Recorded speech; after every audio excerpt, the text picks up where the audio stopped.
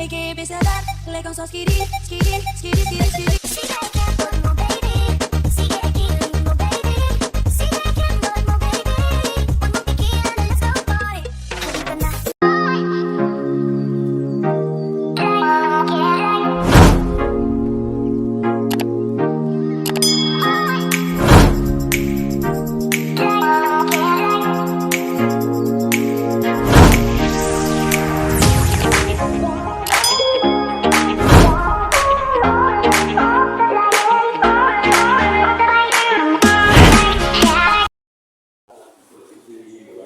Tajahaw, kaontag bahaw, magandang buhay mga pingyo, kumusta ang araw nyo? So, hello guys. So, ngayong kagabi nga guys is dumating yung doktor ni Lolo. So, yun yung doktor ni Lolo dito sa village namin, village nila Lolo. Yan yung doktor na ang tawag dito, every month talaga pinupuntahan niya yan si Lolo. Tapos, kasi nga sinabi ko sa kanya na may mga allergy si Lolo sa kamay, sa talampakan niya at saka sa kanyang kamay. So, yun pinapakita ko sa kanya yung swollen na kamay ni Lolo. So, yan sabi ko sa kanya na wala namang problema sa body ni Lolo, walang problema, only yung sa talampakan at saka yung sa kamay niya. Sabi ko, minsan itchy siya, hinyang, sabi ko ganun sa kanya. Kaya sabi ko sa kanya tapin, okay ma. Tapos hiningi nga niya yung health card ni Lolo. Tapos sabi niya, tapos umalis na siya. So, pagkaalis niya guys, after 15 minutes, dumating yung anak ni Lolo, si Ma'am Luna. So, nahuli siya ng dating, akala niya kasi 7. So, mga 5 minutes before 7, dumating si Ma'am Luna. So, sabi ko sa kanya, umalis na yung doktor. Sabi niya, sabi niya, ang aga pala niya dumating. Sabi ko, 6:40, dumating na yung, or 6:45, ganun. Sabi niya, okay. Tapos, nung nakita nga niya, tinawagan nga niya yung doktor na, anong problema. Tapos, anong problema, ganun. Sabi, parang nag-usap sila. Tapos nag-decide si Ma'am Luna na dalhin na lang namin si Lolo sa hospital kasi para makuhanan daw ng ma-check yung dugo ni Lolo at saka para ma-check na rin siya doon sa hospital. So sabi niya, nilakad lang namin yung hospital guys, as in yung malapit lang pala yung hospital dito sa amin, yung parang mga 10 minutes lang na lakad. So walang dalang kasi akala ni ang bait ng lolo ko. Akala ni Ma'am Luna is i-check lang ng doktor nga, yung doktor ni Lolo.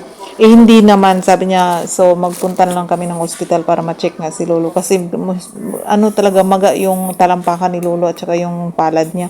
So ayan guys, tinulak ko lang si Lolo sa wheelchair. Tapos ang lang pala, parang may shortcut siya na daanan namin. Tapos dumaan kami sa park. Tapos, pero madilim siya. Pero okay lang kasi kaya naman namin. Buto yung lolo ko, ang bait-bait ng lolo ko. So, ayun guys, papunta na nga kami doon sa saan siya kukuhanan ng dugo. Ang bait ni lolo guys, hindi siya minsan nagtatantrum yan siya. Pero ngayon, ang lang niya. Siguro alam niya na pupunta kami ng hospital. So, ayun na nga guys, kinukuhanan na si Lolo ng dugo. So, chinek nga yung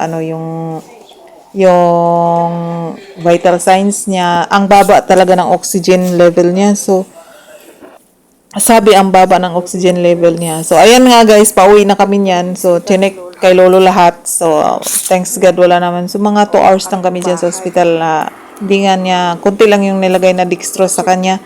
Tapos, naman, normal lang yung mga result niya. Walang complication sa kanyang blood at saka yung sa skin test niya, wala. So, pinauwi na kami at saka hindi na siya binigyan ng gamot. So, ayan guys, naglalakad na kami. Nauna na si Ma'am Luna kasi nagmotor siya Nauna na. So, kami na lang ni Lolo dyan. Kami lang sa dami Lolo ay dinadaanan namin.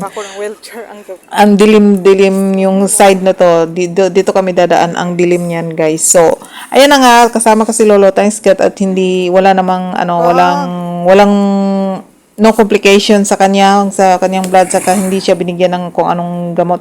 Ang sabi lang sa akin ng doktor is always check yung oxygen level ni Lolo. Meron ba lang ganun guys na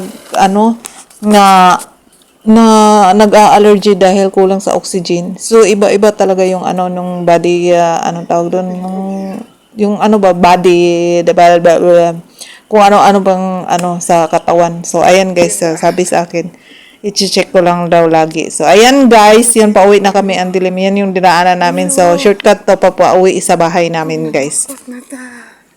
O diba bongga yung mga ano nadaanan namin, bonggacious. Ayan o. May mga pailaw-ilaw. So, garden pala to siya, guys. Garden siya dito.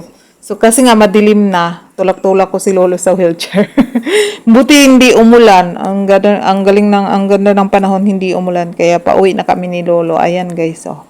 Ayan. So, kulang lang si Lolo ng oxygen. Kailangan talaga i-check ko sa kanya yung ano, yung always yung oximeter niya. Kailangan up 90. Yun yung okay sa kanya.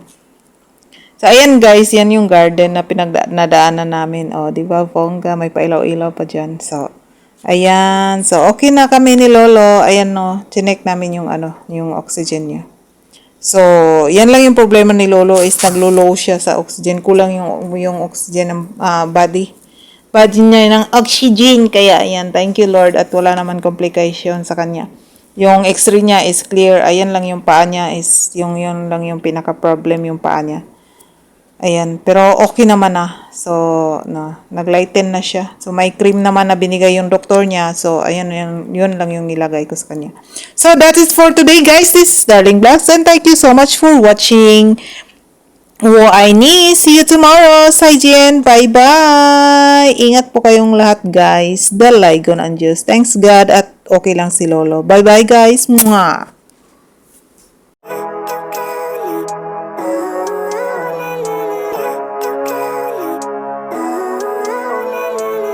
Living life, every day, late at night, not okay. All I want, and I pray, all I need are some better days. Fuck me, I'm looking in the mirror, so foggy, but I've never seen clearer.